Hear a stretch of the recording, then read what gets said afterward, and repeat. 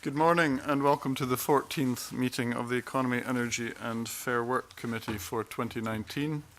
I have apologies from committee member Dean Lockhart. I would ask everyone to ensure that all devices are turned to silent. First item on the agenda is a question for the committee to take items 7 and 8 in private. Are we agreed? Yes. Thank you. We now come to item 2 on the agenda, and this relates to the Companies Act 2006, Scottish Public Sector Companies to be audited by the Auditor General for Scotland, Order 2019, which is in draft form before the committee, and I'd welcome Joe Fitzpatrick, Minister for Public Health, Sport and Wellbeing, and Nadine Murphy, Paul Ingram and Elaine Black, who are here with him. So I'd invite the Minister to make his opening statement on the instrument. Thank you, Convener, and good morning. The order being brought before the committee today is largely technical in nature. However, I thought it would be helpful, particularly for the record, to provide some background and context to its purpose. The Independent Living Fund, or ILF, was a UK scheme making care payments to severely disabled people. The scheme was closed to new applicants in April 2010 and ceased to operate on the 30th of June 2015. The Scottish Government made a commitment to maintain the ILF in Scotland and established ILF Scotland from the 1st of July 2015. The funding is used by recipients to service their services that offer them the flexibility that they would not otherwise have to live in their own home, take up employment or education, and to help reduce social isolation.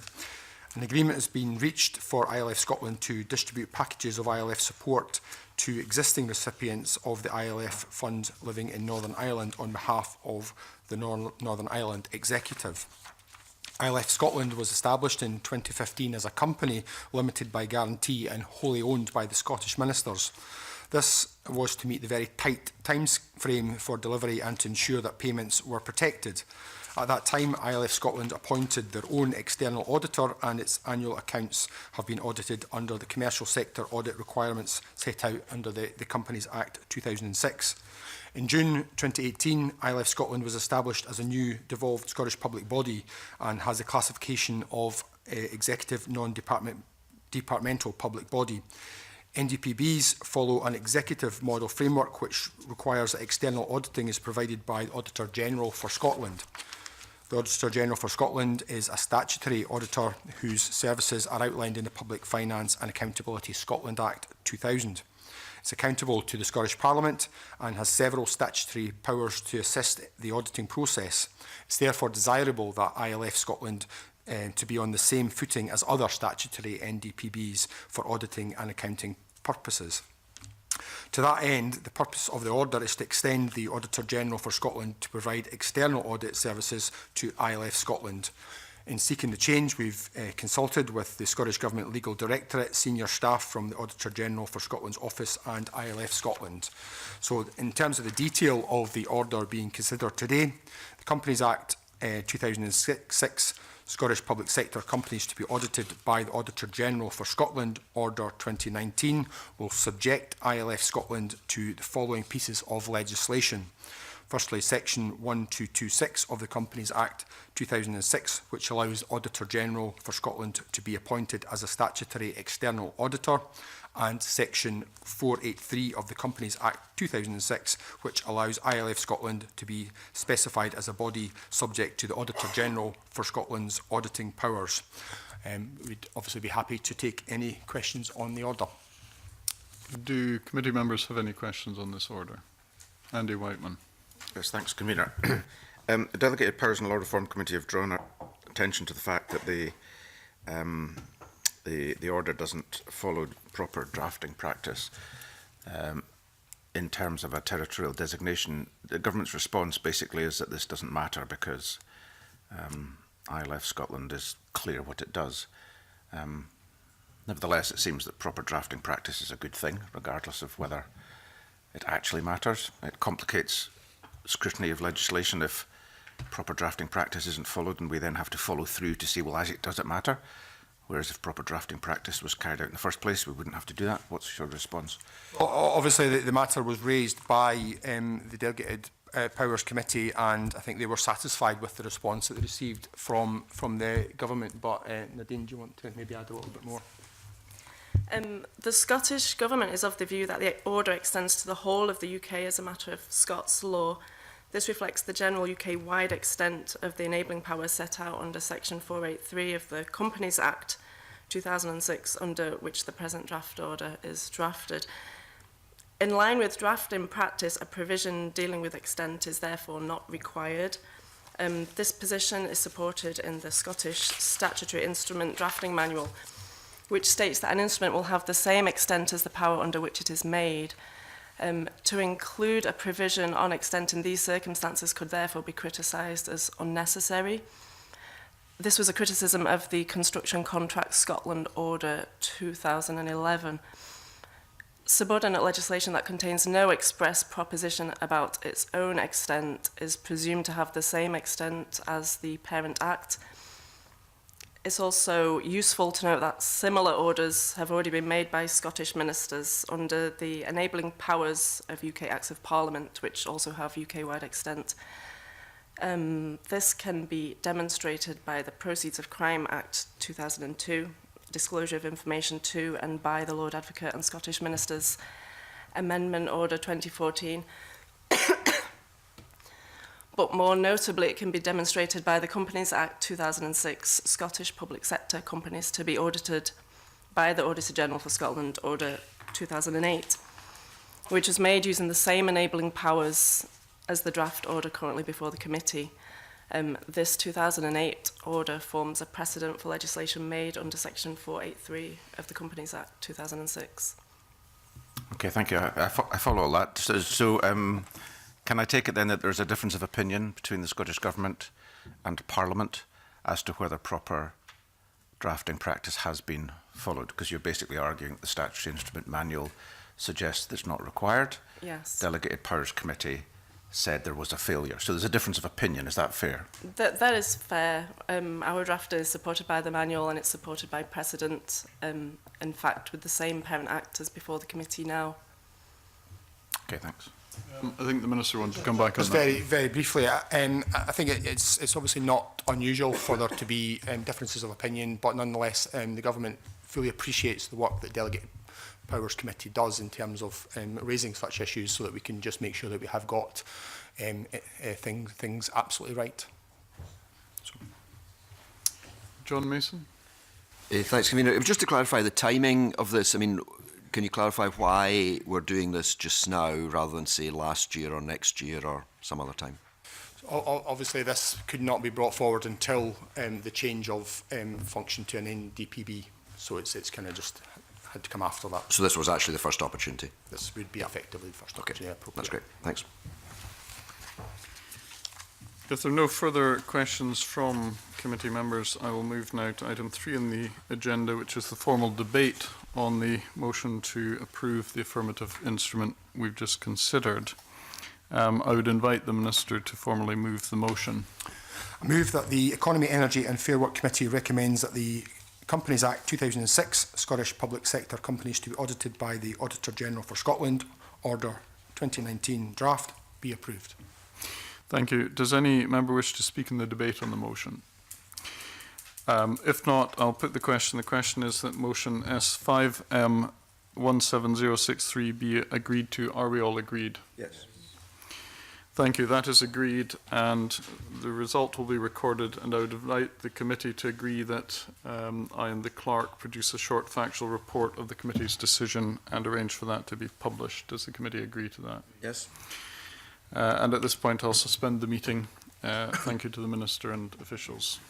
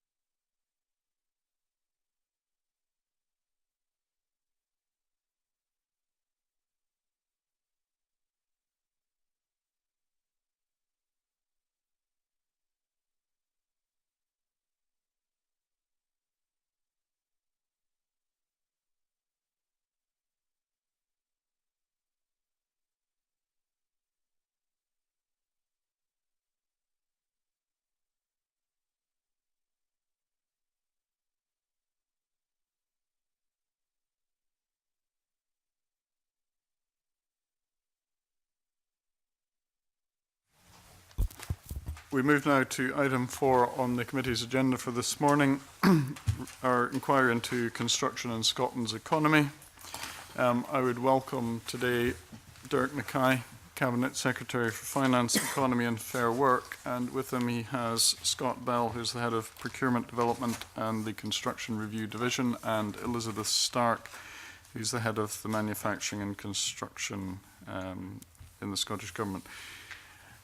May I, first of all, Minister, ask a couple of questions about some issues that have arisen before the committee in the course of the inquiry. And the first of these relates to the measurement of economic performance of the sector. Now, I understand the Scottish Government has recently adjusted the methodology relating to construction output and GDP due to anomalies that appear to be impacting Scotland's economic performance figures. Some witnesses on the committee made comment on this. For example, Dr. Stuart McIntyre, I think while accepting progress had been made, indicated the methodology is not yet perfect.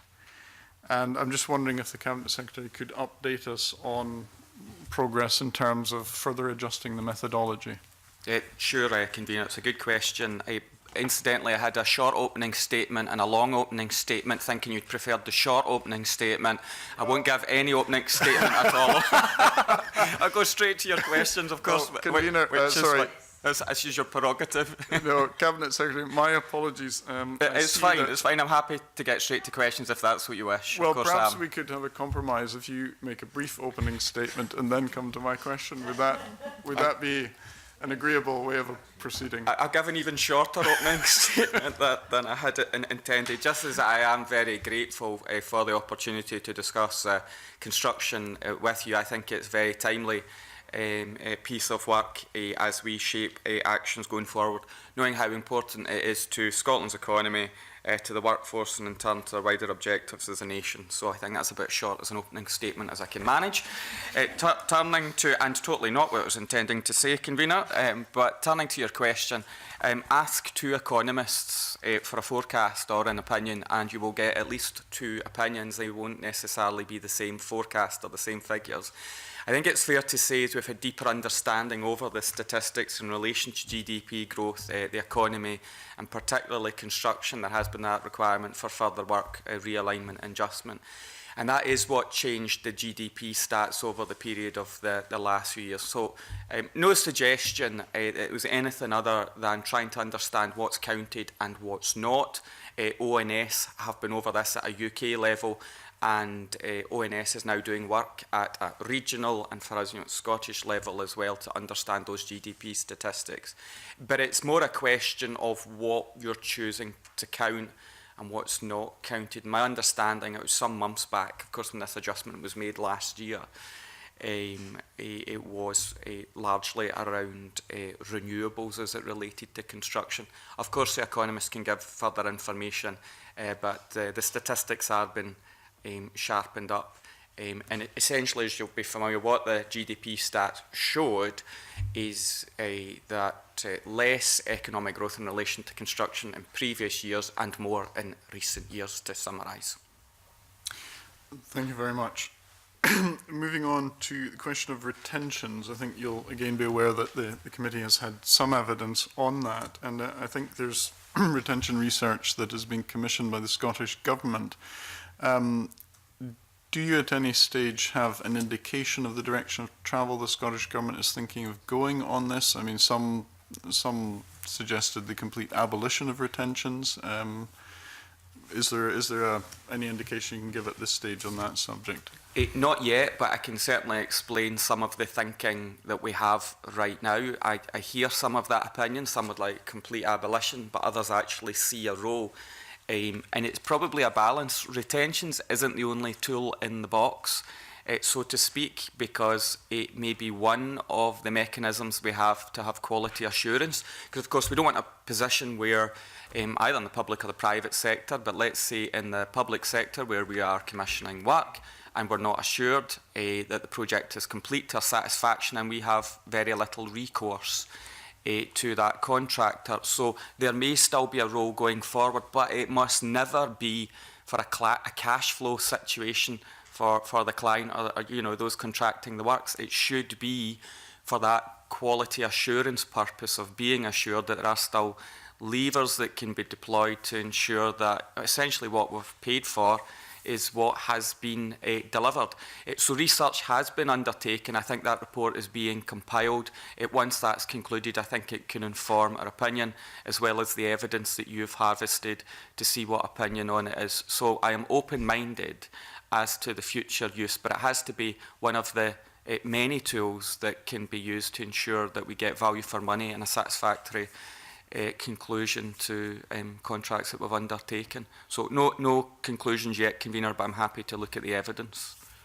Thank you very much. John Mason.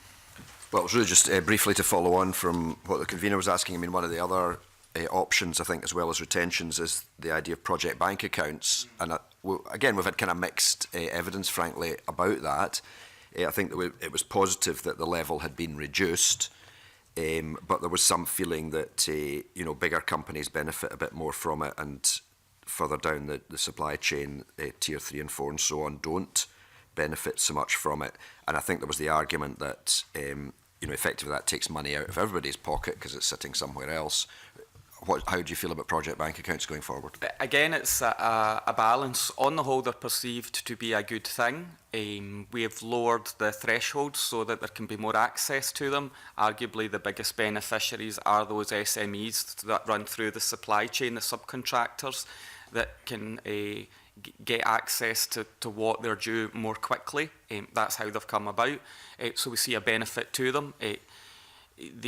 So we're not making it mandatory for every contract, although we have reduced the threshold so they can be deployed. Happy for officials to go into further details around the thresholds. But I think that on the whole, there's more consensus that they've been more welcome rather than been disliked, particularly for those further down the supply chain. I should say a further tool is around bonds, performance bonds, in addition to retentions, in addition to project bank accounts. Performance bonds can be used to, by those procuring the work, to have assurance around delivery as well, and that's a different financial intervention that might work for others. So, as I say, there's more than one tool here to try and ensure that there is that cash flow.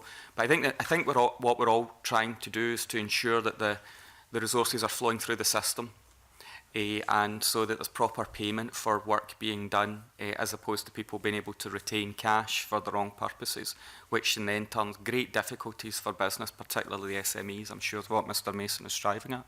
Do you think thresholds are at the right level just now? So they have been moved. They could be moved further. That is the mandatory threshold, but I think we could explore whether we could do more through choice, where there's maybe agreement, and we could be more flexible around the thresholds, so we could move the thresholds further than where they've already been. So it feels pretty optimum right now, but what I'm saying is if those further down that level of contract wish to deploy them, I would see that as a positive thing. Okay, thanks. Colin Beattie. Cabinet Secretary, I'd like to look at access to finance. Evidence indicates that, especially for SME construction firms, there's an increasing barrier to access finance. First echelon lenders, the banks and so on, seem to have more or less withdrawn from lending to the construction market, which forces particularly the SMEs into specialist lenders, second, third echelon, and sometimes even private equity and challenger banks. And all of this, of course, is, as we've heard, much more expensive than the traditional routes. Are you satisfied that the current access to finance for SMEs is sustainable or adequate? I think there's more we can do, and there's more we must do, and that includes the financial products that government has. In terms of banks and lenders specifically, I was just at FISAB yesterday.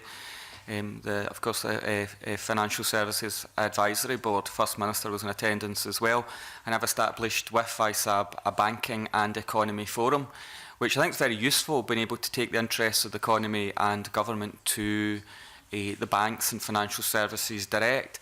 I often hear that mismatch between those seeking lending facilities saying that you know, they can't get the resources that they need, and then I'd meet the banks who say, well, there's plenty of capital and we're very obliging. So maybe there's a balance between what both are saying. But in terms of government's intervention, I'm happy to take that evidence to the Banking and Economy Forum, sector-specific, with case examples, if that's appropriate as well.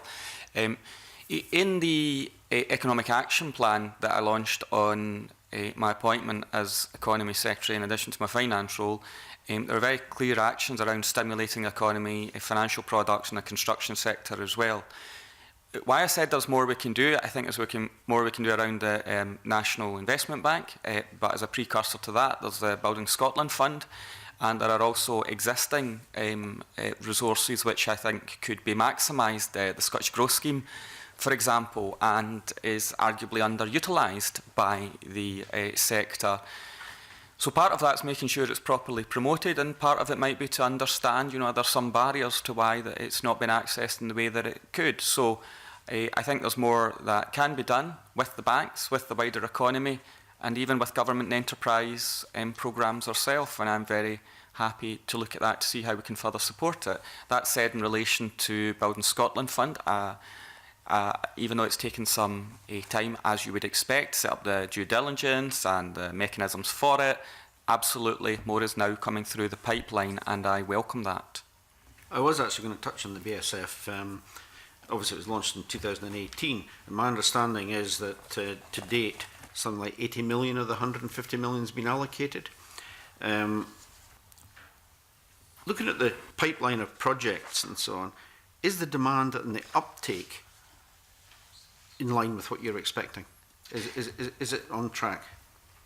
Well, I didn't set out a target as such, although for Building Scotland Fund we've made £150 million available. I can work back to some other figures that in the pipeline of what's interested, there is £400 million of potential projects in the pipeline. Contracts of £53 million over the next 2 years have been signed.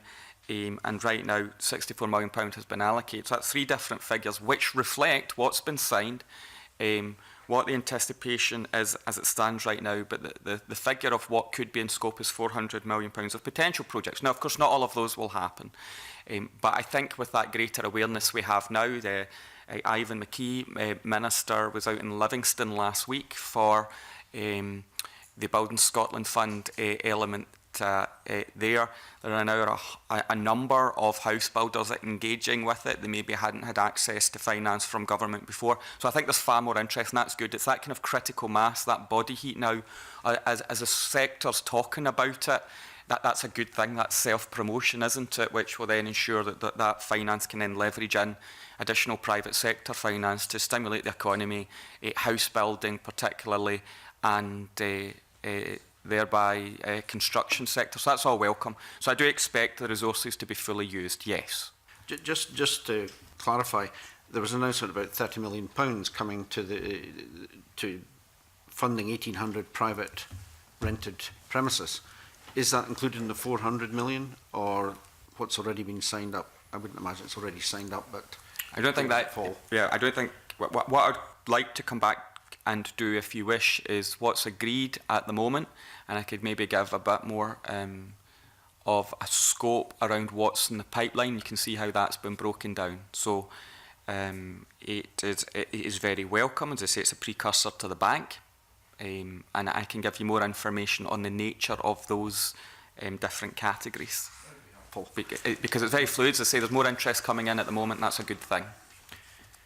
You also mentioned the Scottish National Investment Bank, which is going to be funded by the government, $2 billion over 10 years. There has been evidence that it's not enough to replace the current European Investment Bank levels of investment in Scotland. Now, if that funding goes away, what is your view on how we would make that up? That's a very good question. So I think the first answer is let's try and ensure that that funding does not go away, that we avert the EIB from stopping further investments in Scotland, and for that matter the UK. So of course that then relates to the wider political positioning of what happens with Brexit and what happens with the arrangements post-Brexit. If Brexit happens, here's an even bigger idea, let's avert Brexit completely, and then the question doesn't arise. It would be true to say, though, that if EIB does choose not to invest in Scotland anymore, it's one of these areas where the Scottish Government cannot mitigate fully the impact of Brexit and that possible outcome. So that EIB resources is integral and additional, and if they don't invest, we will be doing everything we can to stimulate that infrastructure investment through the National Investment Bank. But it does relate to a wider point that in the circumstances of Brexit, the onus is really on the UK Government to ensure there's no detriment to Scotland's public finances, no detriment to Scotland's economy. If they proceed in that a fashion of Brexit, particularly no deal, but Brexit, then we'll do everything we can to get extra finance in and leverage, but it'll be incredibly challenging. This is an act of self-harm if EIB is not continuing investment into Scotland. Angela Constance. Thank you very much, Convener, and good morning, Cabinet Secretary. I was very pleased to learn of the £2 million in loans that will be available to help develop the trade park in Livingston. But this morning I want to ask you a few questions related to skills and workforce development. Productivity is important in the context of workforce development, and going back to the issue at the beginning of your evidence with regards to statistics, committee heard some disturbing evidence that productivity in the construction industry had flatlined since 1945. And then we then heard evidence from Professor John McLaren that told us that whilst productivity is extremely important, that we just don't have a good handle on it. So I wondered what work was currently ongoing to improve the measurement of productivity, given its importance to our economy. I think it's, I remember in other committee appearances that said we're judged by what we measure as to how important we think something is. Angela Constance is well aware of how important housing is, so that's the building of units, the jobs, the economic benefit that goes along with it as well. But we'll be able to do more with the same resources, you know, if we have that drive on productivity. So I think a lot of the work is around skills and how we're moving that agenda forward, understanding health and safety as well, but innovation and ensuring that innovation can deliver enhancement and productivity as well. Overall, over the period of devolution, we've had more progress generally on productivity than any other part of the UK over the period in devolution. But I think in terms of measurement, I think we do need further work on that to analyse it. But I think equally, not just the measurement, which was a key part of the question, but actually take forward productivity so we can have more units from the same resources, so that we can enhance skills, so we can enhance digital design, very important, of course, transition to low carbon economy. So I think we need better data at the same point, at the same time as we're actually investing in enhancing productivity, ensuring that the sector can take that forward with us. So I'm happy to look at what further work we can do around measuring productivity. I mean, I dare say it's largely around surveys and other forms of assessment rather than detailed understanding. I wondered if there was any specific thoughts within government about how we could improve the measurement of productivity, because that would appear to me to be important. If we were able to measure it robustly, we would then know whether it was, you know, improving or not, or to what extent, in what sector, and we could therefore have a more informed platform about how to improve or continue to improve productivity. Yeah, I'm happy to consider that further and probably engage with the sector more on what they're measuring as well and what their indicators are. I mean, often with the stats around productivity, it is data sets that are changing. So I'm happy to give that further thought. But I don't think we need a further measurement to appreciate the point that we know we need to do more around productivity, but I equally get the point that around how and what we're measuring. But I'm very determined that we get on with the areas that we know has and would make a difference, particularly in relation to construction. And that will be around, as I say, collaboration, innovation, and how we're intervening in relation to our infrastructure spend directly. So I'm happy to take that up. Okay, thank you. And we're all well aware that improving diversity in the world of work, which should include construction, that there's a very strong economic case for that. So I wondered if the Cabinet Secretary shares concerns that women only account for 12% of the construction industry workforce, what we could do look into the future to help improve that, given that there's some concerns around the lack of progress around the Scottish Funding Council and Skills Development Scotland in terms of their targets around their gender action plan, in terms of getting more women and young women into construction-related courses. Convener, I think that's an excellent question, and it does speak to the challenge that we have. So as well as the skills agencies which have the action plans, they do put an expectation on training providers to specifically target progress on representing the diversity of our nation into trades. I think one of the biggest challenges we've got is actually encouraging the trade organisations and the contractors and the businesses themselves to ensure that we have the employment and the recruitment that reflects wider society, and gender is absolutely key on that. That figure is unacceptable.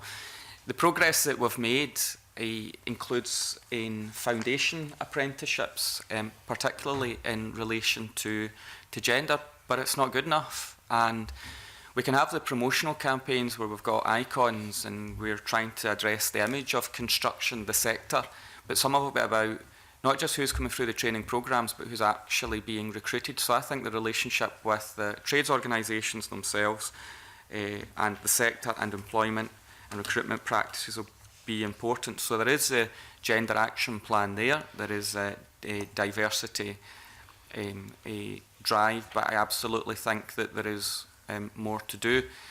So I've touched on gender because I think there is that imbalance, but there's also an age profile as well that's worthy of consideration, and I'm reflecting on some of the perceptions that some of the schemes that we have are age restricted when they're not, and actually the composition of some people coming through the age composition demographics is older than you would maybe think. And I think it's worth a further look, knowing the challenges we've got with our economy, with record low unemployment, which is a good thing, but the availability of the skills and talent and people pipeline, that we need to make sure that we're not excluding people because of age or gender. And I think that will come into play with the retraining partnership as well. So retraining is not just about young people coming through the education system, but people of any age wishing to change profession, trade or sector to get to where the skills gap is. So I think there's a lot in that question. There are the action plans, there is the expectations, but progress is too slow. I come from a background, as Angela Constance knows well, where the political party to which we belong has made choices around taking positive action around gender specifically, for example, and I think that the sector will have to take a long, hard look at how it makes further progress on the diversity and the representation of the population in the workforce. Okay, my final question, Convener. I mean, I do appreciate that some of the more specific aspects of the skills intervention will be out with Mr Mackay's portfolio. But given that there's a cross-government commitment to target young people and to do everything we can on a cross-government basis to support young people in their journey into work, and that is something I would never ever want to see the government take their foot off the pedal on. But I wonder if, picking up on his earlier comment, whether more could be done in terms of older people. I hesitate to say older people because people tend to be talking about over 25s and apprenticeships. You know, says she who's well over 45. But, you know, if there were more opportunities for slightly older people to return to the labour market via apprenticeships, would that not be important, particularly for women returners and particularly into the traditional trades? Yes, I think that the point is very well made, that with the circumstances that I've described of the potentially shrinking working age population, change in demography, the skills shortages that we have, the transitioning nature of our economy, for all of those reasons, absolutely, we have to look at the age issue as well as the gender issue, and of course ethnic minorities as well. But yes, I think some people are deterred from even making approaches around apprenticeships because they assume it's for a young person, and your definition of young changes depending on what age you are yourself, I suppose. He says at 41. But Jackie Bailey is objecting. She's 42. Thank you, Mark. So I think we have to look at how we're presenting the apprenticeship opportunities, and the retraining partnership will be critical, and ensuring that those opportunities are open to as many people as possible. I should say specifically in relation to housing, there is a short life working group to look very specifically at that issue of workforce supply, skills and talent, specifically for housing. Short life working group, and as soon as that work is complete, I'm happy to come back to committee. But I accept the point, it is much wider than housing, it's much wider than construction, it is about the entire economy. Okay, thank you. Jamie Halker-Johnson. Thank you very much, Convener. I'm not going to get involved, despite being in a strong position in this age-related banter, which is totally inappropriate, of course. As the Cabinet Secretary will be aware, in one of the evidence sessions that we had from construction leaders, we were told that they had real concern that the government was going to miss its targets on new homes.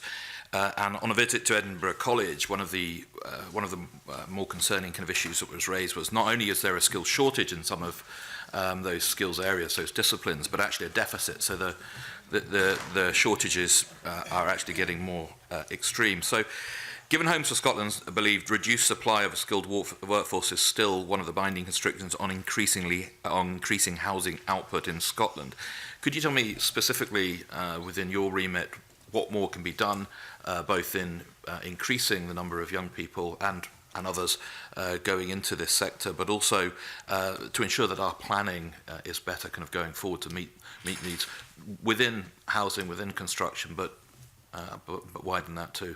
Okay, I appreciate the question. I'm sure Jamie Halker-Johnson will forgive me if I could say the first thing we can do, if this is about the number of people, to have a positive approach to migration does make a difference. Of course it does, because it is about the supply of people. So trying to encourage people to stay in Scotland, to come to Scotland. And I think I would need to object to the premise of the question that we won't meet our housing targets. All the information I've seen is that we will meet our housing targets, and you know there's a lot of investment so to do. But that's not taken away from the point that I agree there is a skills shortage and there is a concern around the issue of skills going forward. I have to say it's the number one issue raised by business when I meet business, more than tax, more than maybe what other people would expect, but the number one issue it's raised with me. It is the supply of skilled, talented people with the appropriate skills for today's needs and going into the future as well.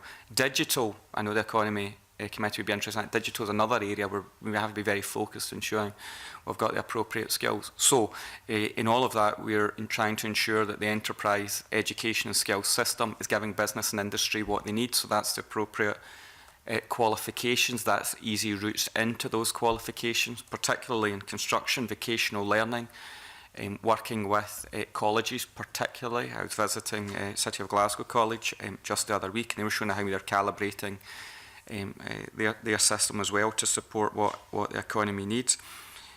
So it is about the number of people coming through the system. If we were touching upon earlier, it's not just age, but the ability to retrain. We are setting up a retraining and essentially reskilling partnership also with the business community, and that will be really welcome. But Creditisation is something that's been described to me as really important. That's when people are learning, but they're getting the professional accreditation at the same time. In-work learning and in-learning work's really important. That's good for retaining people in a particular sector, whilst they're being educated and have that work experience as well. So I think there's quite a lot in trying to ensure there's more people coming through the pipeline. But if we are to achieve our ambitions for the country, which is to deliver that which we've already set out to do, and further than that, as the First Minister's outlined, raise the level of infrastructure spend as well to more internationally competitive levels, then we need the people to do the work. And that will require that transitioning of the demography and the gender of the workforce, as well as the quantum, the number of people. And that's why the routes that we were just discussing there about more women, older people, ethnic minorities all coming into the construction sector will be so important. So I think that's a range of interventions to try and support the sector. Well, I thank the Cabinet Secretary for that. One of the another area of evidence that we heard was that some of the training courses which were being offered via the apprenticeship levy weren't meeting the needs of industry. So could he tell me what areas of concern he's aware of within that, and what can be done? Well, I think it's a fair point. People often bemoan the apprenticeship levy. I do it too, because actually educational establishments have to pay it as well. Even if their primary function is to provide training, they pay the apprenticeship levy as well. Jamie Halcrow-Johnson will be well aware, of course, that it is a UK government levy. It was imposed without our engagement or consultation. Essentially, the funding that secured largely from UK government was substituting funding that was already in the formula that came to Scotland. But what we've tried to do is to make sure that the funding systems are different north and south of the border. North of the border, it has in part invested in the educational and training opportunities that we were building. We can show how that quantum of money is being spent on education and training and trying to support industry and the workforce. For the rest of the UK, for UK government's interests, they've decided to do something different with their funding. I think it's fair to say they were starting from a lower base. They were behind us in terms of apprenticeships and in terms of training and the opportunities that we had around modern apprenticeships. But when I hear businesses critique the apprenticeship levy, partly my answer is to say, what are your needs from the Scottish Enterprise and Skills System, and how can we meet those needs with the resources that we have? So some of them then want to work with the educational institutions to help design the kind of pipeline or courses that work for them. I want to give you an example of a partnership that's working well. It was in West College, Scotland, where a company was doing rendering work, external works to properties. They guaranteed, I think it was a dozen, maybe 16 people, weren't all young people, guaranteed employment, taken through college, and those people were then guaranteed a job. So it was very interesting mix of, rather than just saying, can we have our money back from the apprenticeship levy, can the college give us a course, we give a job, person going through that is guaranteed work and education at the same time. Everyone was a winner from that. And I suppose that's my point, that the enterprise and skills system has to be agile enough to say to business and industry, what do you need to deliver? What do you need for your economic growth? What will give people sustainable, purposeful, meaningful employment, whilst at the same time delivering the skills for our country? So what I'm saying, and I was testing this out yesterday as well at FISAB, the Financial Services Advisory Board, who will be looking at their sector and the pipeline of jobs and people that they'll need as well. Because there's some great big announcements across the country right now. 2,500 Barclays jobs at Glasgow, KPMG 400 jobs. So when you're creating the jobs, they want to make sure the skilled workforce is in place. Same for construction companies. That if the products aren't there, if the financial products aren't there, if the routes to get in the workforce you need aren't there, my door is open. So are the skills and education ministers as well, to make sure that we are delivering the kind of courses, the kind of routes that can help deliver that skilled, talented workforce where opportunities aren't lost. And we need to make sure that, of course, the Funding Council and how we fund these opportunities is focused on the outcomes, not just the inputs of, how many bums and seats, but how can we ensure that the whole system's calibrated to address the skills shortage? I think is a fair point to make. And it all relates to the apprenticeship levy, which fundamentally was the question. Is rather than just saying to a company, there's your apprenticeship levy money back, there's your money back. What we're saying is you're investing in Scotland's education and skills system. Let's make it work for you because you're paying for it. And that's the relationship I'm trying to secure. I think many of them recognise that. I think the concern is that they don't feel that they're doing that. But thank you for your answer on that. Just one last question, very quickly. About a year ago, I asked the First Minister about how small businesses particularly were able to access the apprenticeship support because of the numbers of apprenticeship within small businesses, and accessing and bringing on apprenticeships was found to be difficult, and there seem to be barriers to it. Can you tell me what's been done within that period to improve access to apprentices for small business, making them it easier for them to get involved with taking on apprentices?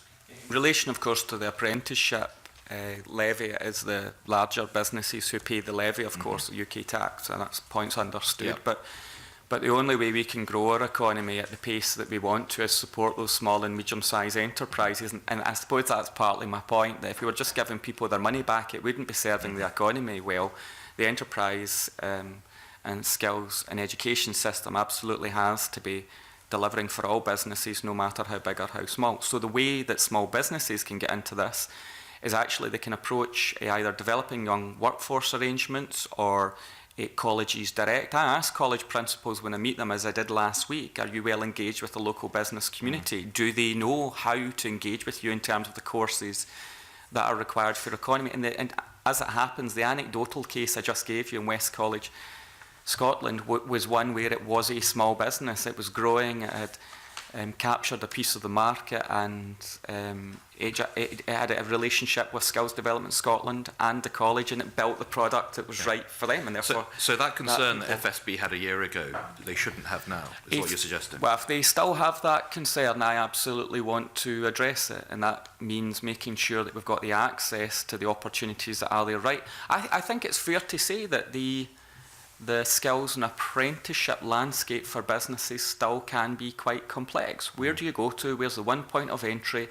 And then you might have to explore what qualifications are appropriate for your business and what the opportunities are appropriate for your business, and then separately the funding stream as well. So I'm actually not complacent in this and saying, oh, it's all fixed now and you'll get a totally different answer. I'm saying I think we've made a lot of progress, but my aspiration is I want it to be as easy as possible for that business to get access to the education and the training skills system so that we can absolutely optimise opportunities for that business and for the people going through the education system. So if there's more work to be done, I'm happy to pick that up, especially in relation to construction. But it is something where I think the strategic board is helping, because we're bringing together both that private sector knowledge, the skills and enterprise agencies in the way that this committee has asked us to do. Okay, thank you, Cabinet Secretary. Jackie Bailey. I know the Cabinet Secretary's press team is very good, so I'm assuming that he will have seen the Herald article by Ian McConnell this morning. On that basis, Ian's article tells us that the number of construction firms in Scotland in critical distress in the first quarter of the year is up a stunning 560% compared to last year. What do you think's going on, Cabinet Secretary? I haven't seen the article, but that, as I was preparing for committee, of course, convener, but if the question was if there are construction firms in distress, and that's the essence of the point.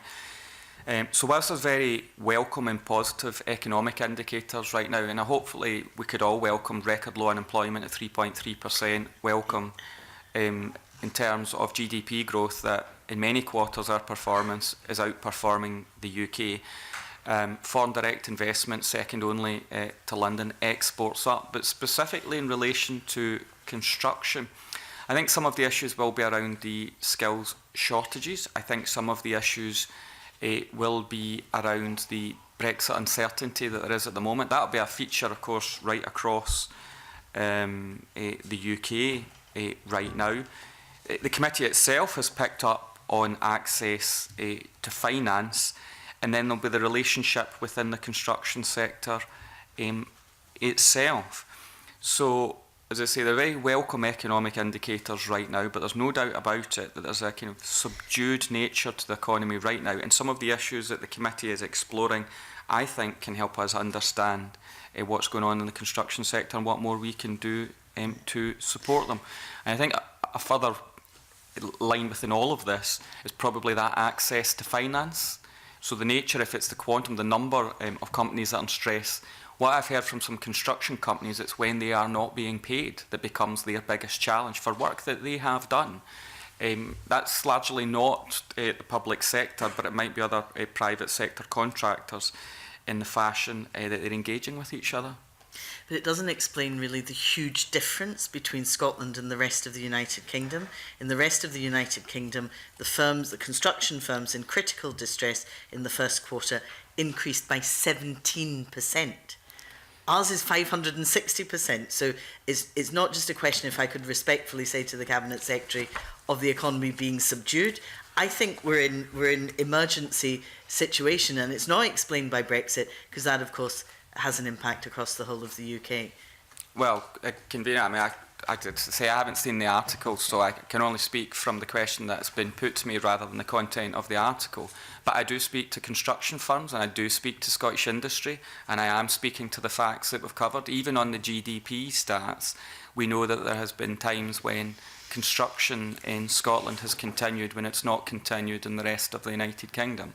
And as far as the Scottish Government's part in construction and spending on infrastructure, there have been many years, and Jackie Bailey will agree with this point, I'm sure, where we chose to invest in infrastructure construction of our country when the UK Government did not. And I think that that has led to further economic growth. I think it's led to stronger infrastructure investments. I have seen commentary elsewhere about mega projects, I think they're called, such as the Queensferry Crossing. But there's also something else about the wider infrastructure of our country and maintaining what we've got as well. So I think there's a lot in how we use our resources to support the construction sector, to support infrastructure. Housing's a key target for the government, and in the wider economic role we have, it's to support businesses, whether that's small, medium and large businesses as well. And the financial models that we've been able to put in place has allowed construction to be delivered where it otherwise wouldn't have happened. So of course I'm happy to look at any of the issues that may have been identified as to why companies are feeling in any way vulnerable or exposed at the moment. But I'm afraid it is true to say from the construction firms that I've met that work is being deferred because of Brexit. That's the point I was making in that regard. We'd be enjoying greater economic growth right now. They'd be able to do more work right now. They tell me if we didn't have the uncertainty of Brexit, the issues to why some companies may collapse, particularly the small and medium-sized enterprise companies I've touched upon, the construction firms, sometimes it is down to not being paid by others in a timely fashion. I suspect that's a subject we'll probably come back to. I just contrast the 560% increase in fragility and vulnerability by construction firms in Scotland compared to 17% in the rest of the UK who also experienced Brexit. So there's something going on there that we absolutely need to understand, because that points to the future, and I'm happy to share the article with you. Can I take the questioning on, because Robin Crawford, who of course led the 2013 procurement construction review, told the committee, and I quote, "It's slightly depressing that every single one of those issues was raised in the review of Scottish public sector procurement in construction report. 6 years on, it's disappointing that so little progress has been made in tackling many of them. Can the Cabinet Secretary explain the lack of implementation of the review's recommendations?" But I have asked for an update on all of the recommendations from that review. Convener, I'm not sure if this has been shared at all. I mean, I've asked for it, so I think I'm happy to share this information with the committee, because I wouldn't accept the charge that there hasn't been progress, because I've looked at quite substantial progress, and I'm sure committee in its fair-mindedness will appreciate that it's not all recommendations just for government. Some of the recommendations is for the sector themselves, and the onus is on all of us to collaborate. but having looked at the recommendations, I think there was only one recommendation that wasn't accepted from the review itself, and that was around the appointment of a construction champion advisor. And I think some of the debate about that, I wasn't in this role at the time, but I think some of the debate, there are two options here. One is that you have a champion and advisor to government and others to the construction sector more widely, but for others they wanted a regulator. I think the regulator's quite difficult because there's adjudication processes, there's legal processes, there are a number of ways into the disputes that people can have in the construction sector. So I'm not convinced we need a national regulator. I think they might just end up capturing all those issues that have existing routes for them to be resolved. But what I'm not closed-minded to is a construction advisor, because I think that might help this point about what are the recommendations, how are they being implemented, how are they being taken forward, who's the go-to person to do that, other than, of course, responsible ministers. So I'm not closed-minded to a national construction advisor, but many people got caught up thinking that would be a new regulator, which I don't think is right. So I'm open-minded to that one recommendation that wasn't taken forward by the Scottish Government. Maybe it's my mild-mannered approach that Jackie Baillie shares also, but the issue to be not mind us. But as I say, I'm happy to share evidence on how we have made progress and moved many of these issues on from the initial report. And that would certainly be helpful, and I like your open-mindedness. It was, of course, the First Minister in a previous guise that rejected that recommendation, so I welcome this new thinking. But I'm just slightly confused because what you're saying is at odds with what people who were involved in the review and the implementation said. So we had Mr. Bruce Dixon from BAM. He sat on the review. He sat on the implementation group. He believed that the review arrived at the right recommendations, but the Scottish Government simply didn't implement them. Now, why is there such a difference in opinion between the table you're going to share with us and his view? In terms of the construction advisor, or all of the recommendations? No, all of the recommendations. All of the recommendations. 6 years on, we're still talking about companies in critical distress. You know, the review pointed to what you required to do, and it just looks as if it either hasn't been done or it's been done too slowly. I'm happy to go through the 67, which I think became Probably 68. Not now, Cabinet Secretary. And Jackie Baillie says, why haven't we made progress? I offer a line-by-line explanation on progress, and Jackie Baillie quite rightly probably says not now, which is why I'm happy to share that information. The one area, and to be clear, I'm of a similar mind to the First Minister of Scotland on this issue. We didn't reject the recommendation. We said it merited further consideration. What I'm saying is I'm quite open-minded to it. I see how it might be able to take forward some of these recommendations where we have implemented the letter of what we were asked to do, but what I'm saying is it needs further projection that it is being done, and that might partly explain the perception of some that recommendations haven't been taken forward, when I would argue that they have, and I'm happy to share that information so that the committee is equipped with that evidence. I'll leave it there, Convener. Thank you very much. No doubt, Cabinet Secretary, you can share that information with us in a mild-mannered manner. And we'll now have a brief mild-mannered follow-up from Gordon MacDonald before coming to questions from John Mason. Thanks very much, Convener. I appreciate you haven't seen the Herald clipping this morning regarding the 560% increase that Jackie Baillie was referring to. Just to be clear, it's an increase of 5 companies last year to 33 companies this year out of 20,000 enterprises working in construction. And I just wanted to ask what your view was on the 17% for the UK. Would that possibly be because they had more companies in critical distress last year than this year? That may well be the explanation, Convener. I think you will find that I'm quite loath to cite an article I haven't read and then challenge statistics that I haven't seen, and then to make it up as I go along is not the way I would present evidence to committee convener. So I'm happy to look at that information. And I would never for a minute accuse Jackie Baillie of using colourful language or selective quoting of statistics to make a point and try and trip me up. I would never make such an accusation or charge to Jackie Baillie. But Gordon MacDonald's further explanation of the statistics is quite illuminating. But I'm happy to look at the detail, convener, and then come back to you. Well, if we could leave that there. John Mason, for now, that is. Right. Thanks, convener. To continue the theme of procurement, I mean, we had quite a lot of evidence, some of which kind of conflicted. So there was some criticism that the public sector generally, not just government, but tends to go for the lowest cost as compared to best value. And I remember as a councillor, and I know you were in a similar boat, we did sometimes look at best value and didn't take the lowest cost. But I can imagine too that if we paid more for, say, the Aberdeen Western Peripheral route than the lowest cost, opposition MSPs might be queuing up to criticise the government for that. How do you think we get this balance between getting the lowest cost, which is apparently a good thing for the public purse, but getting best value over the length of a contract? Mm-hmm. Well, I think the basic premise is right. You shouldn't just pick lowest cost as the golden rule. I suppose if there's a different characterisation, it's maybe maximum value. Mm-hmm. What gets you maximum value? And that can be to the wider economy, to the local benefits, community benefits, as well as the value for money for the tender that you might be looking at that point in time. So it would be the wrong conclusion to think that government or public services are told to go just for the lowest cost. Absolutely not. It has to be all those wider considerations.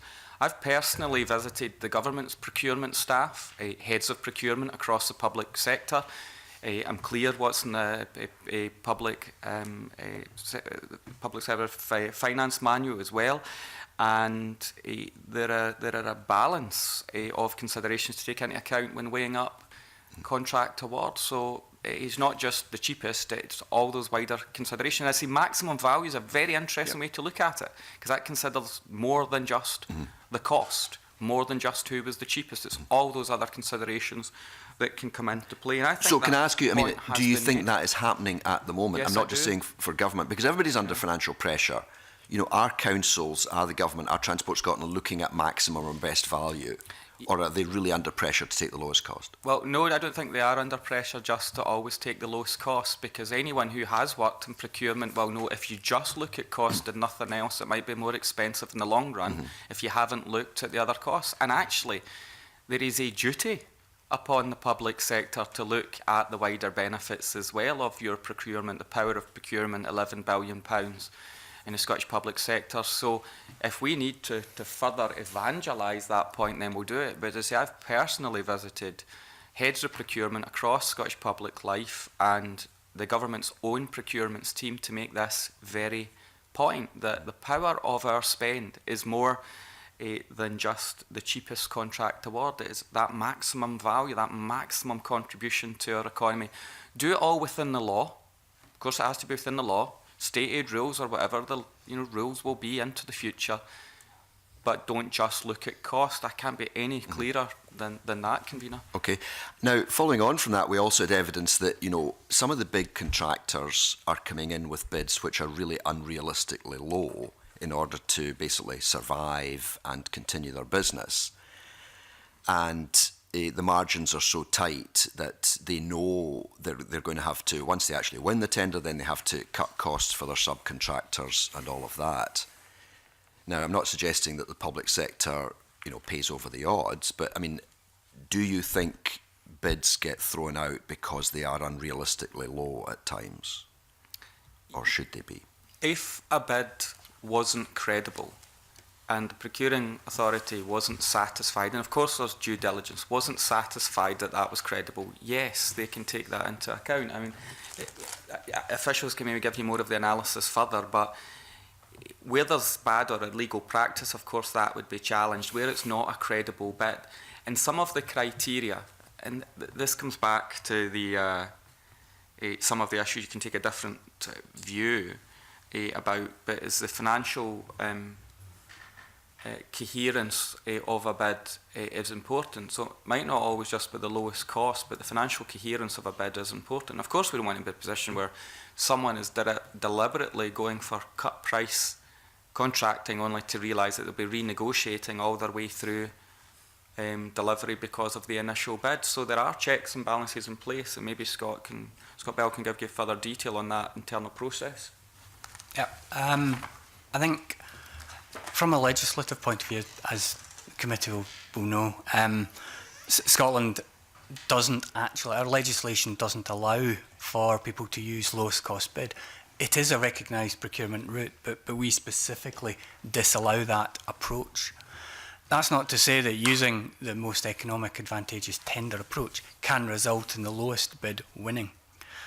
What we're working, and this is very recent exchanges with Construction Scotland at an official level, is how do we work with both industry and contracting authorities to remove the issue of unsustainable pricing. It's unsustainable pricing is where we really need to focus. And we have got mechanisms to remove bidders where we feel that, or contracting authorities feel that those are unsustainable. Do all contracting authorities do that all the time?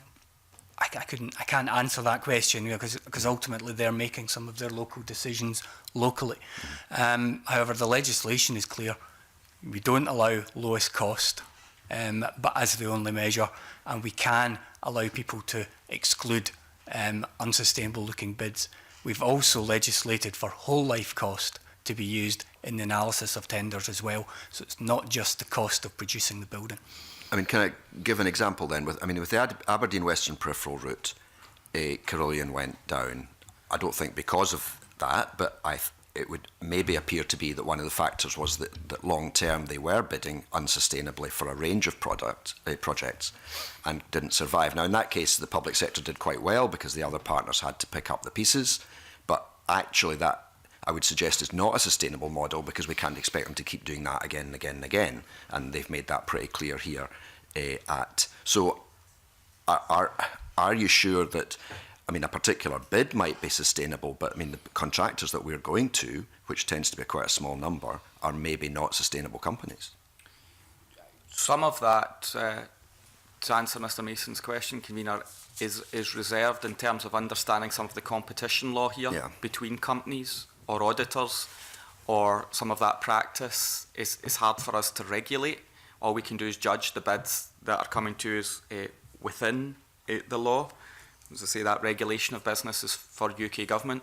I wouldn't want to speak here and now about an individual contract, especially one that might be subject to challenge, but I think I can talk about a model that a company may have used. And Carillion is an example. You said, would it lead to failure? Well, it did. Clearly, in Carillion's case, the business model that they had pursued generally. Of course, recognising that Scotland's exposure was less than over the rest of the UK, just because of the number of projects that Carillion happened to have in Scotland compared to the rest of the UK. I understand it had 400 projects across the rest of the UK as opposed to 8 in Scotland. So I just say that by way of number rather than any other point.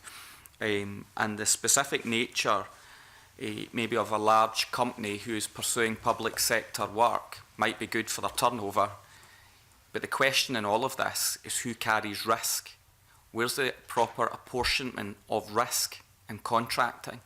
So from the taxpayer's point of view and from government's point of view, we want projects to be complete with maximum value to the economy in every sense. Who's doing the work, who's benefiting from work, what is the nature of the work, how does it contribute to the nation's infrastructure, is it helping us deliver a low carbon economy, so all of that. And can the company that's doing the work and its subcontractors actually deliver and in turn help grow the economy through their success? So I think there are better models out there as to how that can be delivered than the one that Carillion has chosen to deploy. But as I say, what lies behind it all is who carries the risk. And there is a difference between old style PFI, where the risk lay there and where the profits lay there, from the current pipeline of work, or indeed what may come next. But at the bottom of all this is who carries the risk. And it cannot be the case that the public sector carries all the risk and the private sector carries all the profit. So I don't think anyone suggested. I think on some of these cases, Mr. Mason, I know you weren't suggesting that. I was just getting it off my chest. That's fine. Okay. Right. Well, maybe we'll leave it at that. That's fine. Thanks. Andy Whiteman. Thanks, Convener. I mean, following on from John Mason's question, I mean, Bruce Dixon from BAM Scotland, and indeed others, were talking to us about the very, very tight profit margins. In fact, Bruce Dixon talked about suicide bids, where in fact contractors are coming in with intentionally low costs. Now, you know, none of the evidence was provided to lie behind that, but there was a fairly consistent evidence came forward from the industry, from private companies, that the very, very tight profit margins are not sustainable, and that they were interested in looking at new methods of procurement, framework contracts, longer-term supply pipelines, and that kind of thing to deliver, I think, the very thing that you were arguing for, which is best value all round. And you said there were better models out there. How much thinking is Scottish Government giving to how we can procure, in the public sector anyway, we can't tell the private sector how it does procurement, capital projects that provide industry with a little bit more stability and don't force it into the kind of behaviour that was being described to us? Well, we're putting a lot of thought into it. We will engage with the Leadership Forum with Construction Scotland. We are establishing an infrastructure commission, although that will be more advising what's the infrastructure that the country needs. SFT has done work around whole life investment as well, whole life contract. We are right now looking at what construction framework would look like for Scotland. So that's where the best practice, people can be on our frameworks where they're delivering that good practice, that best practice. We've obviously also got the business pledge as well for those SMEs, not just all big companies. But part of the question here is, the premise of the question is, some companies are engaging in behaviour that endanger the companies because they are bidding for work knowing it's a price that they cannot sustain. So that's bad practice, I suppose. You know, unless they're, to the extent that they're making so much revenue elsewhere, they're just carrying a loss. But it'd be very interesting to see the perspective if they were setting out to make a loss at the outset in terms of competition in that regard. So there is a lot of thinking as to what the models will be going forward. I think, and that will encourage good practice in the private sector as well, but half of all the construction spend in Scotland is coming from the public sector, so it is actually a big issue for us. If we get it right, then you'll be getting it right through our leadership as well for the majority of construction spend in Scotland. And in terms of the financial model, it does go back to what I was saying to Mr. Mason. It is about risk. That's the point here.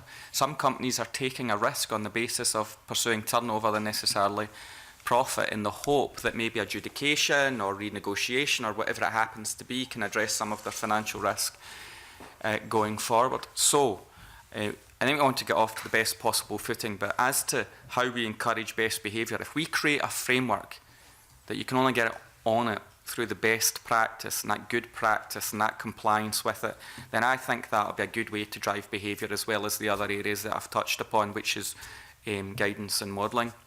As I say, some of the behaviours of the past, old school PFI, in the early days did mean that the private sector took the profit, but the risk stayed with the public sector, and that has changed. How potentially you share risk is quite important in some of the models going forward. Wales right now is looking at a mutual investment model as to some of their infrastructure spend, and we're very interested in that because it is compliant with ONS classification and could provide that further way of revenue finance for future infrastructure spend. And that might be one of the ways we can help deliver the ambition of the National Infrastructure Mission, which is today's infrastructure spend. So I think all of that shall help that practice that's been identified.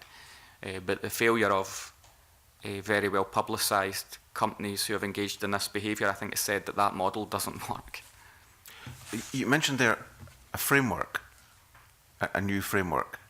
Is that something you've shared with the committee? I'm not clear what you're talking about there. No, you've never asked me before, but you've asked me now. I am, yes. So what I'm saying is we are working on what a construction framework would look like, that to get on that framework, here is what compliance looks like, here's what good behaviour looks like. And actually it can then speak to some of the other things we've been exploring this morning. So what we can do within the law that encourages the best possible behaviours could then get you on a framework that can then do work as something that we're exploring. So if you haven't heard it before, I'm engaging openly with you now, convener, that I'm very interested in it to see how it can challenge some of these behaviours. And given that this, we're coming to the end of our inquiry, would you be in a position to share some of your thinking right now? I mean, not today, but Yes, in writing this week, so that we can have some sense of what your thinking is before you produce a report? Well, it's actually a question of what comes first, convener. I'm even more than happy to take your critique and advice and recommendations to help shape the framework. So rather than me say what I'm, because I'm not prejudiced in the outcome, I'm happy to take what you produce as a committee and give it due consideration as to how it can help shape that framework, because I think that's quite useful in turning what the committee's found through its evidence, the recommendations you make, into some government action. So I'm genuinely trying to be helpful here. But my thinking is, if we can create a framework for construction in Scotland within the law that can champion good behaviours, get better compliance and some of the things we need to be done, then I think that's a great way forward to tackle some of the issues that have been raised this morning. Okay, well, we'll leave it with you, but if there are anything you wish to share with us imminently about the broad scope of that thinking, then feel free to do so, but if you don't, that's fine. I will happily write back to the committee with my current thinking, but my offer is to you to help shape it. Yeah. Absolutely. Good. Right. Chickens and eggs. You mentioned the Infrastructure Commission. There was some criticism of the way in which support for the construction sector, the National Planning Framework, and this was a comment really from the Royal Town Planning Institute, that the National Planning Framework doesn't really talk to the Infrastructure Investment Plan, to city-region deals, to regional transport partnerships, and that there's a disconnect in terms of joining up how we plan infrastructure. We now also have the Infrastructure Commission in place. Given what I've just been talking about in terms of the scale of procurement and the needs of industry to be able to innovate and plan going forward, do you have any plans to try and join up some of the things I've mentioned, the National Planning Framework, for example, the Infrastructure Investment Plan, which tend to still, I think, be perceived by people to be developed in a rather silo method? Convener, I think it's a fair question. Having been a local government minister, planning minister, transport minister, now finance and economy cabinet secretary, I see how these different key documents and processes stand in their own right, but they have to come together. But they serve different purposes. The Infrastructure Investment Plan is ultimately about the government's own investment into infrastructure. The National Planning Framework 3, I was the minister at that time. We will then, once planning policy is resolved, move into a National Planning Framework 4. So that's of course the spatial plan for the country. That's the planning framework, and that covers private sector investment as much as public sector investment. So that's different from the Infrastructure Investment Plan.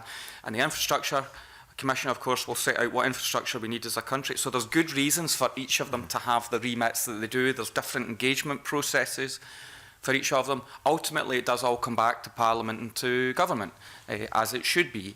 So I think they should drive each other. Of course, they should have that interrelationship, and they should have the focus on what we're trying to deliver for the country. And I think that they do. I think it's got stronger. I think it's got far stronger. Last time I conducted National Planning Framework 3, I did the review of Scottish planning policy at the same time, because I thought that made sense, that the spatial plan spoke to planning policies as it was going through. National Planning Framework is top of the planning hierarchy. So again, they will all need to work together. That government cohesion will be important, and national cohesion will be important. What I've convened within Cabinet is a gathering of ministers with an interest in the economy. So that includes economy ministers, includes Deputy First Minister, and of course includes the Community Secretary, who of course works with the Planning Minister. So I think we will bring all of this together. They serve the same purpose, to have deliver the government's purpose, but they have to drive each other.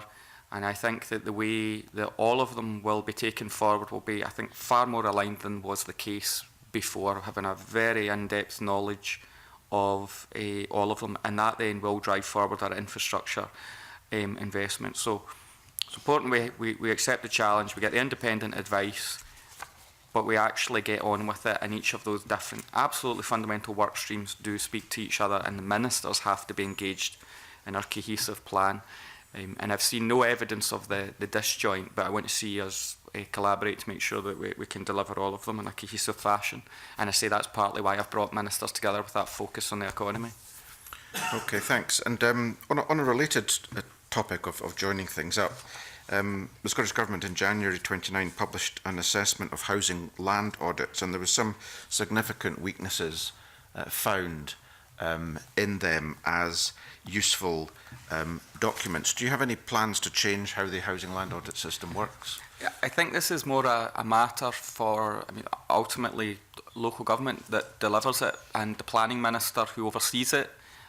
So I think that there has been further research in this, and that will aid the planning bill and planning policy, but it's more a question of the planning minister and local government who deliver it. It's a good example of joining things up, though. I mean, construction of housing is an important part of the construction industry, and yet there are significant weaknesses that have been identified in the land audits in order to be able to deliver that. So it's not within your portfolio, but it is a good example of the kind of thing, I think, that you want to join up. I agree with you, but I suppose what I'm saying is you asked what plans I had, and I was pointing out ministerial responsibility and local government delivery, that was all. So I am supportive, is the key question. Yes, I am supportive.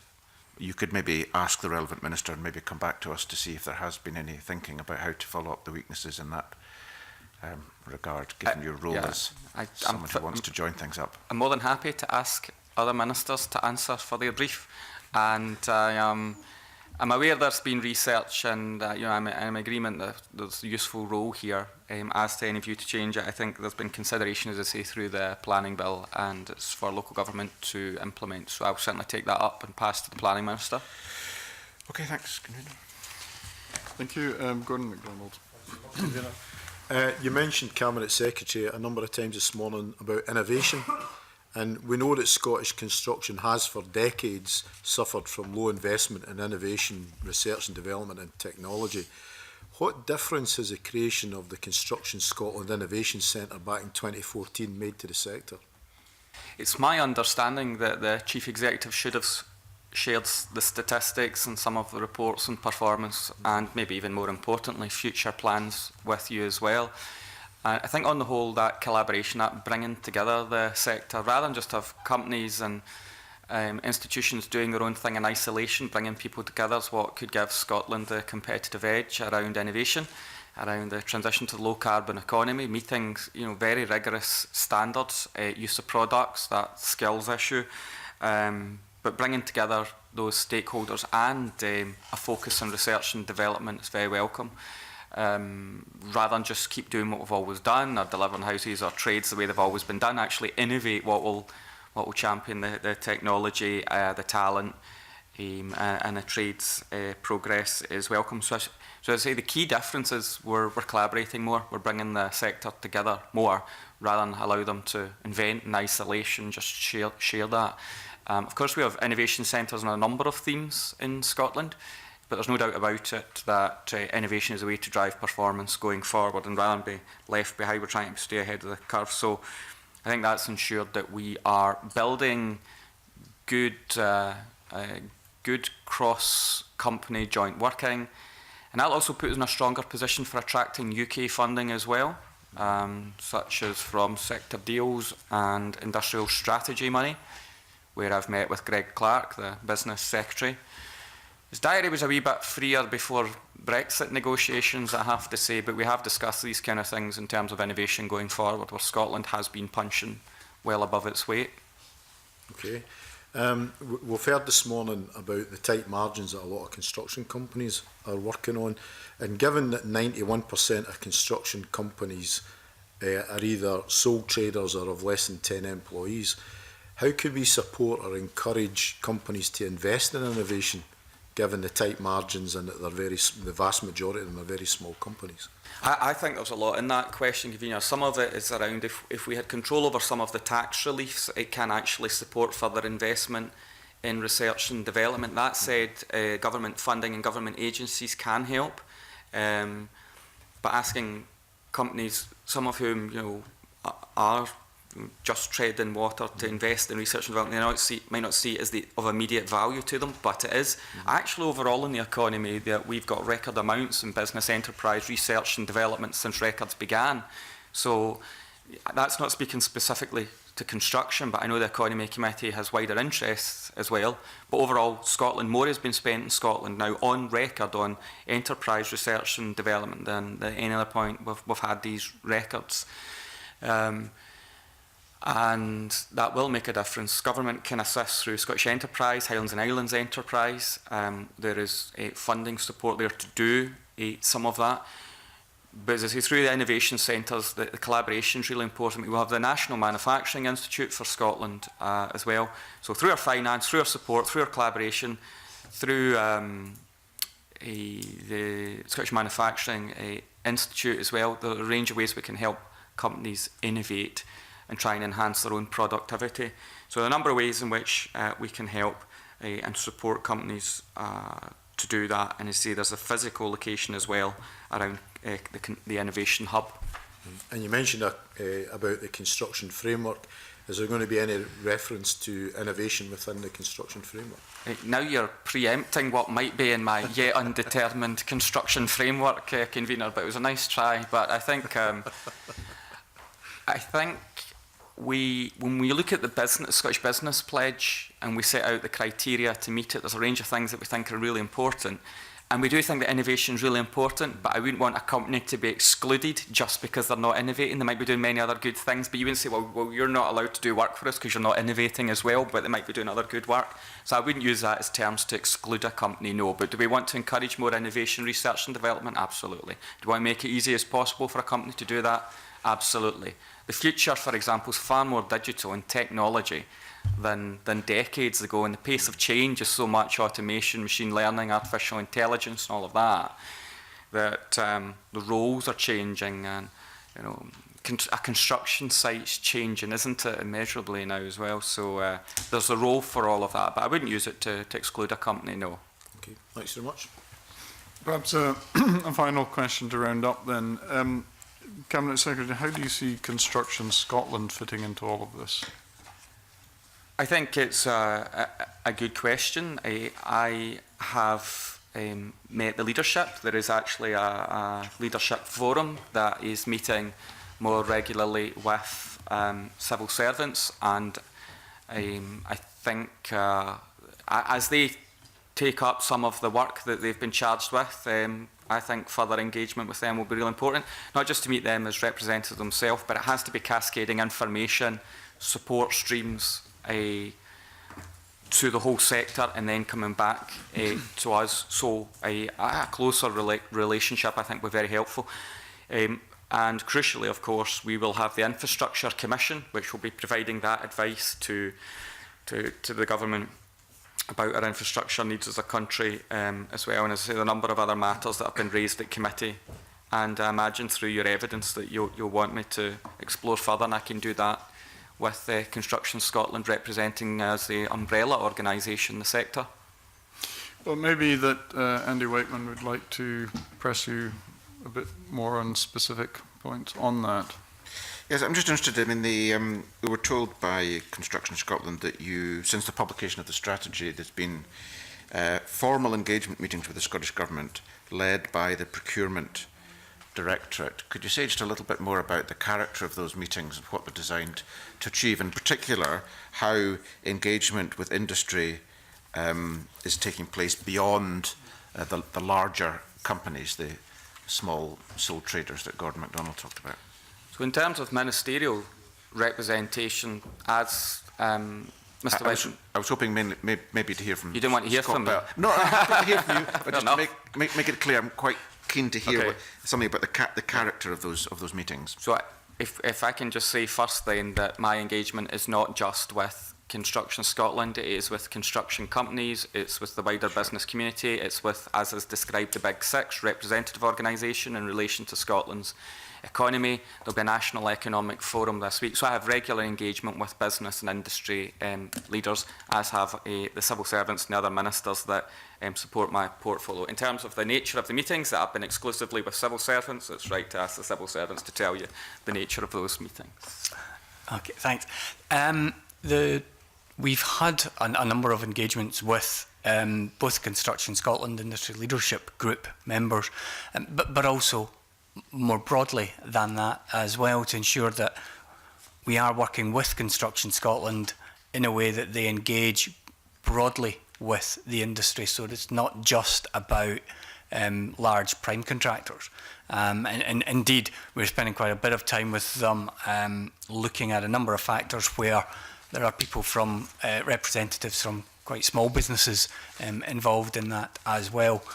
We're really looking at those meetings not just to focus on procurement, although at 50% of industry turnover, it's public procurement is clearly important, but we're also working closely with colleagues in the Economic Development Directorate and other directorates across Scottish Government to bring that whole of government sense, if you like, to the communication and the relationship with industry. And on the same basis, we're looking to Construction Scotland to ensure it's got its membership and reach, if you like, across the whole industry. The meetings have been very positive so far, show a clear willingness to work together in a more constructive manner. Indeed, very supportive ideas coming from industry in terms of potential framework or frameworks to support industry more broadly as well. So we're using that as a sounding board for that, particularly as we focus on SMEs across Scotland and not just the large firms. And just a small point, I mean, are minutes of these formal meetings published? I presume they're taken, obviously. But yeah, what we produced to allow, I guess, some good discussion within those. What we captured, we captured the key discussion points. We've had 2 meetings in a formal sense on that, and we've captured the discussion points. Happy to share those, obviously, with the committee, and we can look to how we actually put those in the public domain on a regular basis. Okay, thanks. And just finally, I'm aware there's a UK construction sector deal. How much engagement has Scottish Government had with that and the benefits that might be obtained for construction in Scotland? Convener, I'd say that on all of the sector deals, engagement, because they're led by UK Government, engagement with the devolved administrations and the Scottish Government's not where it should be usually. Sometimes it's an afterthought rather than involving us from the start. And the missed opportunity from that is we could harness and capture a lot of the things that could be said that would probably improve and augment sector deals. So for the construction sector deal specifically, we were involved very late in the day. Now, as it happens, there's nothing we would really object to.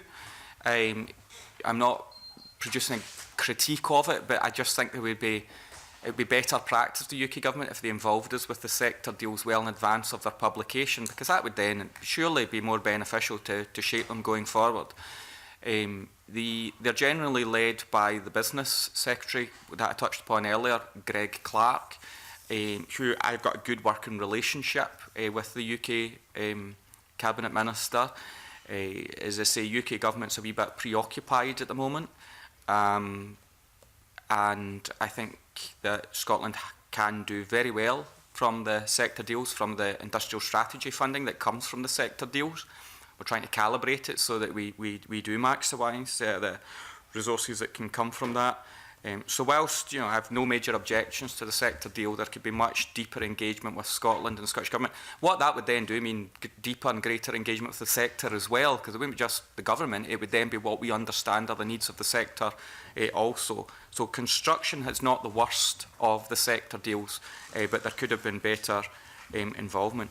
And by way of positives, I have to say that in my travels around the country, there are great construction firms building brilliant buildings and other infrastructure across the country, and some are so good that the proud tradition of Scottish engineering and design remains. That some of these companies, McLaughlin and Harvey to name but one, projects across the globe been delivered from Scotland. where they're exporting their talent and their expertise is something to be celebrated. So we still have a lot to offer the world in terms of construction and engineering, design, and actually delivering wonderful projects. So it's right we explore the issues we've explored today, but not lose for a moment sight of the fact there are many wonderful projects being delivered around the globe by Scottish companies. All right. Well, thank you very much, Cabinet Secretary. I'll suspend the meeting now for a changeover of officials to move on to item 5 on the agenda.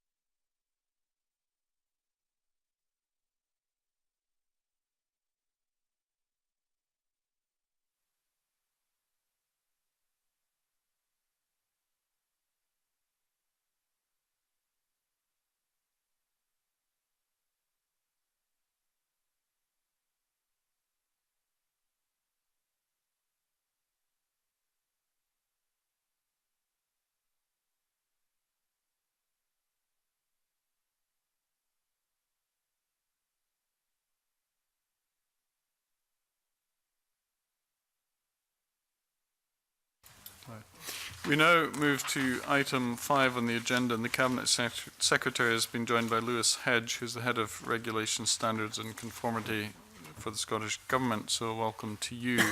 And item 5 relates to the common frameworks and the committee's scrutiny role after the leaving of the EU. So I will, on this occasion, invite the Cabinet Secretary to make a short opening statement. I'm very grateful, Convener. It will be a short statement. In essence, the Scottish Government has made it clear that we're not opposed to common frameworks, but we will only agree common UK frameworks where these are in Scotland's interest. No firm conclusions have been drawn on the need to establish a common framework for any area within my portfolio. In addition to wider internal market considerations, there are 6 potential frameworks within my portfolio: services, MRPQ, public procurement, late payment, that's commercial transactions, recognition of insolvency proceedings in EU member states and statistics. Mr Wheelhouse has indicated that we'll be happy to keep the committee informed of progress in ministerial discussions on energy and EU exit as they progress, and equally Mr Russell, the appropriate Cabinet Secretary, is happy to offer further information or appear as, if you wish, on the wider issue of Scottish Government, UK Government relations and taking forward the common frameworks. Thank you very much. Are there any questions from committee members? Andy Whiteman. Thanks very much. I mean, as the Finance Committee has demonstrated in its work, this is a brand new area, really, for UK legislatures and governments and devolved administrations. I suppose I've got a sort of general question is that about process, about how this all happens. We've identified common frameworks as legislative common frameworks that require legislation, and therefore there's clearly a role for legislatures on that, and ones that don't require legislation, which are essentially about, I suppose, memorandums of understanding or agreements between governments across the UK. This all seems to be a rather ad hoc process at the moment, where people are trying to identify what might be legislative, trying to identify what's not legislative. The number of common frameworks appears to be something that's been identified by the UK government. I think 111 is the number we've been told. So my question really is a very sort of general one. I mean, do you, as a senior member of government, forgetting for a moment your particular portfolio responsibilities in this area, but as a senior member of Scottish Government, do you think there needs to be changes to the Scotland Act in order to better provide a legislative framework for delivering both legislative and non-legislative common frameworks? Is that something you've discussed? Since I'm being asked for a wider government opinion rather than my portfolio opinion, I think the simple answer to this is independence, actually, because this, I was asked, Convener, but the complexity of finding a way through this is something that Mr Russell, as appropriate Cabinet Secretary, can take forward. So to try and find a way through this, I've tried to be quite focused just on those areas that, of course, are within my portfolio. But it is complex and it is ad hoc, and it is essentially to try and protect the interests, for our part, the interests of the people of Scotland and that which is already devolved, to make sure that whatever we're doing is in the interests of the people of Scotland. But it is very complex. Okay, so, right, well, leading on from that then, to protect the interests of the people of Scotland, and that's your government's job, and that's right. It does therefore mean that you will be taking forward approaches in your areas, possibly in a different way than other ministers take forward ideas for common frameworks in, say, for example, the environment portfolio or in agriculture. When it comes to actually making sure that these frameworks work and they're operational and they deliver what they're meant to be delivering, surely there's going to be weaknesses, and if there's not an agreed approach to how we do all of them.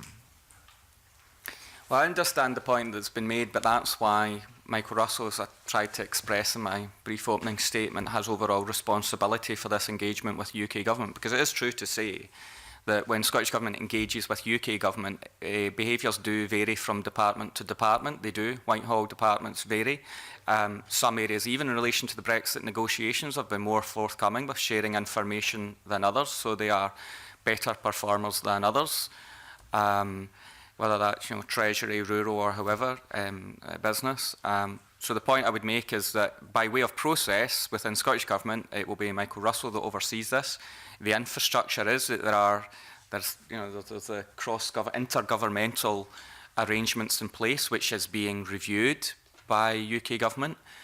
My engagement with Treasury is being reviewed in terms of Finance Minister's quadrilateral. We don't have a quadrilateral because we don't have a functioning Northern Ireland government right now. So there is infrastructure in place to try and deal with intergovernmental issues, and Michael Russell will lead on the common frameworks. Where it affects an individual Cabinet Secretary's responsibility, clearly we are engaged, but we are trying to put some structure around a process that's clearly not going to be in place. And I mean, all these common frameworks are not going to be in place on day one of exit of the European Union, if that happens, and if that happens in the fashion that the UK government currently appears to desire.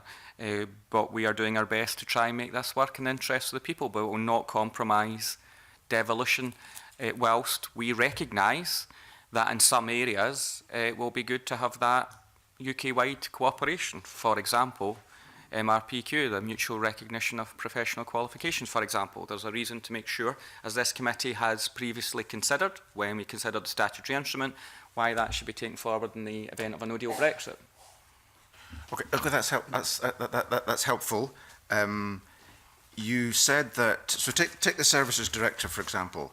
You say that in your letter, you say that, of 17th April, you say official level discussions are continuing on the potential for a common framework in this area. So without getting into the substance of what that might look like, discussions are continuing.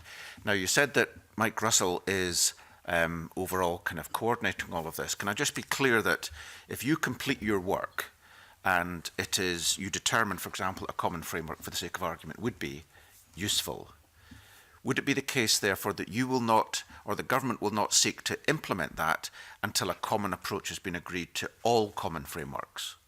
Yeah, I think we'd have to do both, that be assured that the common frameworks, as we want them to progress, is agreed by the Scottish Government collectively. We're happy with the process, and of course individually it works for those specific policy interests. So I'm now absolutely speculating on the premise of the question, but we're not even at the stage of presenting to ministers what a common framework would look like, because you're not getting into the policy detail because of where we are in the Brexit negotiations. All of this is on the basis that there's that continued Brexit outcome. So, yes, to speculate, of course, we'd want to achieve both. Okay. Right, Angela Constance. Thank you, Convener. Cabinet Secretary, is it the case that the lead body in driving all of this forward in relation to the 111 common frameworks that have to be established, it's the Joint Ministerial Committee on European Negotiations? Is that? That's ultimately where the negotiations are at for the politics, yeah.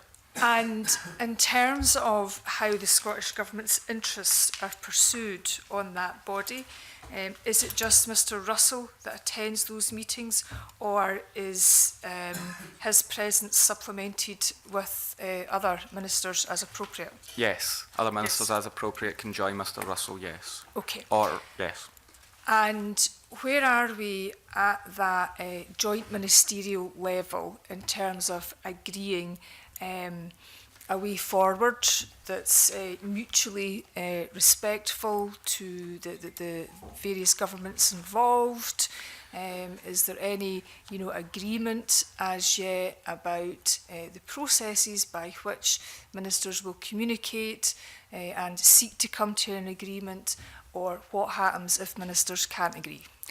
It's an excellent question, and probably one better for Michael Russell, because he's there more regularly, but what he has reported back to Cabinet will come as no surprise that it's been pretty unsatisfactory so far, that it's well understood that Scotland has been sidelined. We haven't found the political interventions, the political platforms to be particularly fruitful for Scotland's interests. But we have acknowledged in my letter to committee that some of the officials working and trying to prepare for this, trying to progress common frameworks, has been more fruitful in terms of trying to take work streams forward. But none of this is predetermined. And we've set out in my opening statement the broad position that the government's taken. But no, the existing infrastructure has not worked well in terms of recognising Scotland, to say the least. And over the course of the weekend, I understand that the UK government is reflecting further on this. So let's see what that produces. Okay. Not just in relation to frameworks, but more widely Scotland's position. Okay. So assuming the intergovernmental framework and relationships, between ministers to ministers can be sorted out, do you have a view on how Parliament and this committee in relation to the common frameworks that will fall within your portfolio and indeed Civic Scotland, how they should be informed and involved in the decision-making processes? Well, there are no firm proposals yet, clearly, because that would be premature. But if we are progressing with common frameworks, then I think there should be engagement with Civic Scotland. I think there should be engagement with Parliament. I think Mr Russell has said so to the Finance and Constitution Committee, and then other policy committees, such as the Economy Committee, as appropriate. I think there should be that engagement going forward, so that there's openness and transparency in what we take forward. Okay. And my final question, Convener, in terms of the common frameworks that fall within your portfolio, do you think there are any potential common frameworks that are missing? And do you agree with the UK government's framework analysis, both in terms of the sort of subject areas and the type of common framework proposed? So in some of that, there is there's an understanding that UK-wide framework would be helpful. So I touch upon mutual recognition of professional qualifications as an example. It's self-evident why that might be helpful. There's other areas that are in dispute, because it is the UK government that's decided what was in scope and essentially what wasn't. And there are areas where we're in dispute with the UK government. That includes status for state aid and data sharing. And then all of the other areas will be subject to, well, what does a common framework look like? What is the detail? What is it that the UK government thinks that they want us to agree? So I suppose when we approach all of that, we'll want to make sure that that which is devolved is absolutely protected and it doesn't interfere with Scotland's interests. And if we can find a way through a common framework, justification, benefit to Scotland, then we'll work our way through that. So there's not total harmony right now. There are areas that's in dispute, and even those areas where we think there might be a benefit, the devil will be in the detail, will it not? So we can come to that when we see the detail. So there's still more questions than answers? Absolutely. Okay, thank you. But I think you said the detail, of course, is worked out between department officials, is it not? Absolutely, and it would depend on each policy, so some might be more straightforward than others. So for example, the mutual recognition of professional qualifications might be an area where we can make a lot of progress. There might be another area that's more difficult in terms of the policy understanding of what both governments are trying to achieve, and we might be in conflict. So until we get into that policy minutiae as presented to ministers, we won't know. But we will try and work our way through this with arrangements that thus far have been unsatisfactory, as I say, at the political level around these issues, but there has been intensive work by officials to try and find a way forward. Right, we'll move to item 6 on the agenda. I think this is a new set of individuals, so we'll allow you to depart in harmony on this occasion, Cabinet Secretary. Thank you for coming in. Thank you. And I'll suspend to briefly. Yeah, so we don't have any other witnesses, so we just read that out. Oh, sorry. And then the committee just submits it. Right, I won't suspend briefly. Item 6 in the agenda is simply the Freedom of Establishment and Free Movement of Services EU Exit Regulations 2019. The committee has been asked to consider a notification from the Scottish Government relating to this instrument. Under EU law, EU nationals have the right to establish a business in any other member state. But if the UK leaves the EU in a no-deal scenario, the European Communities Act will be repealed, but the rights will be saved in domestic law by Section 4 of the European Union Withdrawal Act 2018. The UK and Scottish governments have determined that the rights to be retained in domestic law should be regulated by this proposed SI.